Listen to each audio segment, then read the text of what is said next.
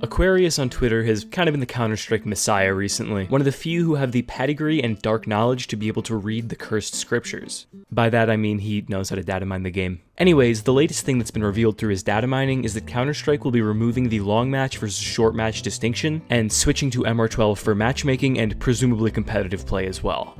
What does that mean? Well, a full game of Counter-Strike as of right now is MR15, and short matches are MR8. MR stands for max rounds, and in this context, it just means the maximum amount of rounds per half. When I first heard this rumor, I immediately didn't like the idea. Counter-Strike is MR15, our game has been like this for 2 decades at this point. But then I got to thinking, and I actually want to make this video in defense of at least giving MR12 a shot.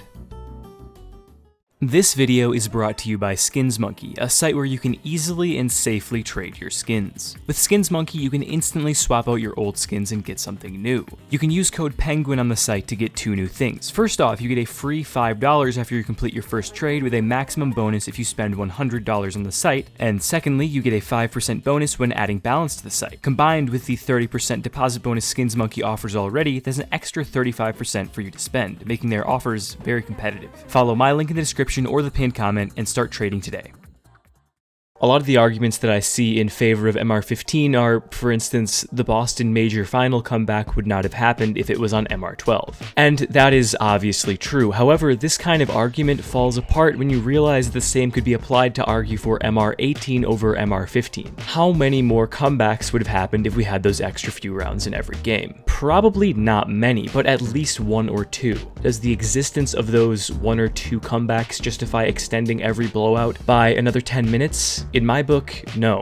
The argument between MR15 and MR12 is not about something as transparent as whether or not you want more Counter-Strike or less Counter-Strike. It's about achieving proper balance between the economy, the maps, and time management. So let's look at the advantages and disadvantages of both MR12 and MR15 under these 3 lenses.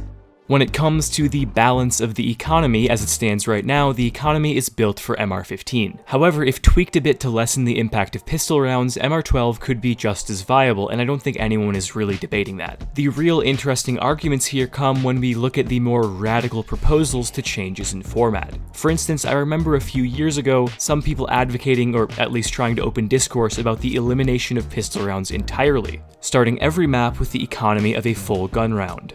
Pistol rounds are the most random part of Counter-Strike. They determine so much about how a game will go, and oftentimes the team that wins more pistol rounds in a series will come out as the victor due to having the economy advantage in early parts of the half. Is it really fair that the most random rounds in Counter-Strike determine so much? I say yes, because while pistol rounds are in fact more random than gun rounds, they are certainly not a coin flip. They still require a lot of skill to consistently win. Players that are pistol round specialists are rewarded because of how valuable they are to teams on these pivotal rounds. Plus, pistol rounds highlight the importance of the economy in CS, and economy is one of the things that makes our game stand out from the rest. It adds another layer of strategic depth. The argument for removing pistol rounds is that it would distill the game to a more pure form of Counter-Strike, but in my mind at least, pistols are integral to the identity of our game, and removing them would lose us more in identity than it adds in competitiveness.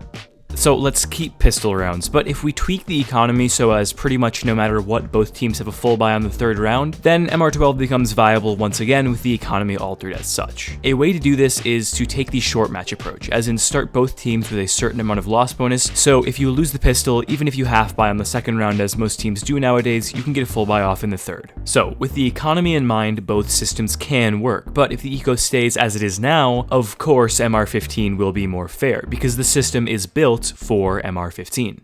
The second point that I brought up is map balance. This point and the previous point about economy are directly intertwined in a lot of ways. However, another way that MR12 impacts map balance is if MR12 is made official, we could effectively eliminate best of ones from professional play, incentivizing professional teams to broaden their map pool and become better at Counter-Strike as a game rather than one-tricking a map. The upsets at the last 2 majors, mainly best of ones, caused a lot of great teams that flourish in front of the crowd to fall early, and as such, a lackluster playoffs. Best of ones are a lot more upset prone than best of threes. In this way, MR12 could actually make CS more competitive.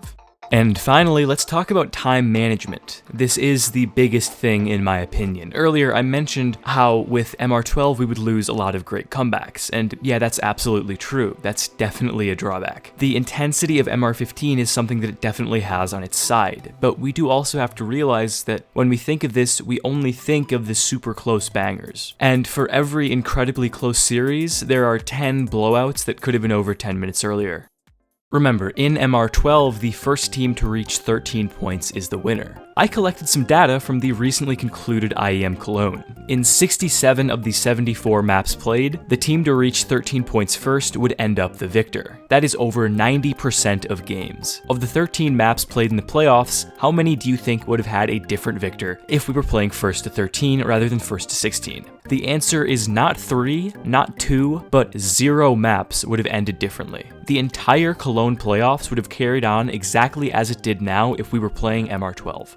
Something that people don't talk about when it comes to this debate is why we settled on MR15 in the first place. You would assume that it was some long, drawn-out testing period where we discovered that MR15 is just the optimal format for professional play. But no, that's not true. Before 2004, Counter-Strike pro games were played on MR12. The reason that CS switched to MR15 was, well, for a variety of reasons, laid out in an article released by the vice president of ESL, Trevor Schmidt, in 2004. In this article, he advocated for a 90-second round time with MR15. This did not end up happening, as most agreed that 90 seconds was too short for a round. Later that year though, in September, CPL changed their format to MR15 with 105-second rounds and 15-second freeze time, essentially setting the standard and coming close to what we have today. The interesting thing is that the initial arguments for MR15 cited that it would reduce the randomness of CS, allow games to finish faster due to a lower round time, and force teams to arrive to events more prepared. This was before best of threes became common at most tournaments, so MR15 absolutely did do this. But now the change back to MR12 could realistically offer the same benefits, because you could essentially eliminate best of ones in top-level Counter-Strike. The initial format discussions for CS are interesting, and I just wanted to highlight one more thing. A format called Chargers Only that was used by some very old European CS leagues. In Chargers Only, there is a fixed amount of time per half, typically 20 minutes. The twist is, only rounds won by the terrorists count. It's essentially Counter-Strike Rush mode, an incredibly fast-paced twist on our game. The drawback is that in practice, CTs ended up camping out most rounds, just waiting out the time, trying to make the Ts waste as much of their limited half as possible. But yeah, Chargers Only is really cool and should be brought back for a show match at some point.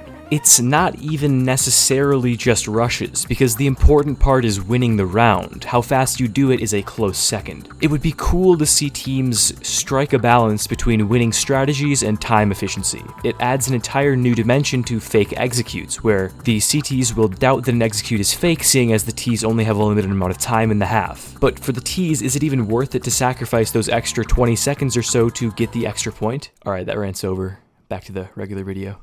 MR15 is great, but MR15 can take a long time to get over with. The point of this video isn't that MR12 is just 100% better. It's to open up discourse a little more and show that it isn't necessarily all bad. The reality is, if Counter-Strike switches to MR12, not a lot changes. It's still Counter-Strike. We don't lose a lot from giving MR12 a fair try, and there's a chance that it elevates our game to a new level. That is, if they implement it correctly. I like this change, because it shows that Valve at least has enough dog in them to try some things that are going to be a bit unpopular. I'm here for testing. Let's dip our toes into the cold water and trust the process for a bit. There's no sense in writing off something that we haven't even tried. Thank you.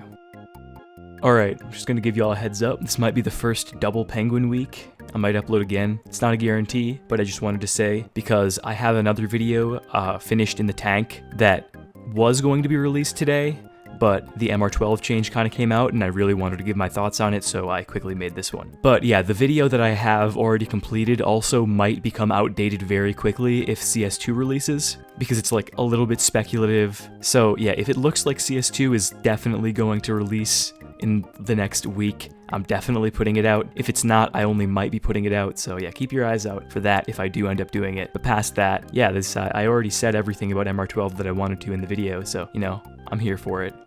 But yeah, I hope you guys enjoyed this video, and I will see you in the next one. Yeah, see you next week. Or maybe later this week. Yeah, you got it. You got it. Bye.